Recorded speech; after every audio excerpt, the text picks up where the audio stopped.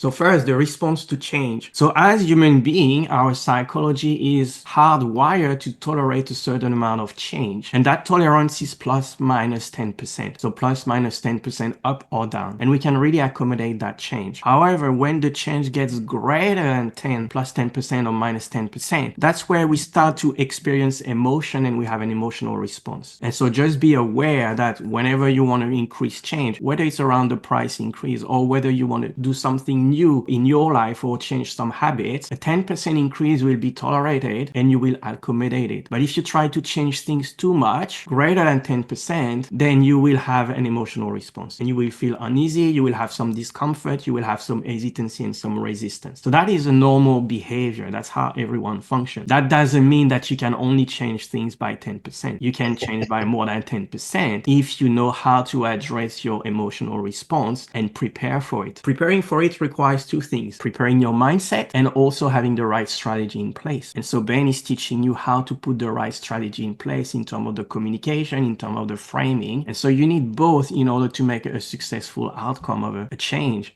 Is the mindset and the strategy, and both works hand in hand. If you have the strategy but you haven't prepared your mindset to it, you will experience resistance, you will experience doubt and uncertainty, and that will reflect in the communication you have with your client. And so that's why we're talking about it today, is about the mindset. When you combine the mindset and you combine the strategy, you increase the odds of that being a successful outcome. One more thing I want to mention is, because we tolerate most plus minus 10% change, it doesn't mean you won't get any pushback even with a 10% change. That has to do with your mindset, not necessarily the strategy. That has to do with your mindset and how you go into the conversation.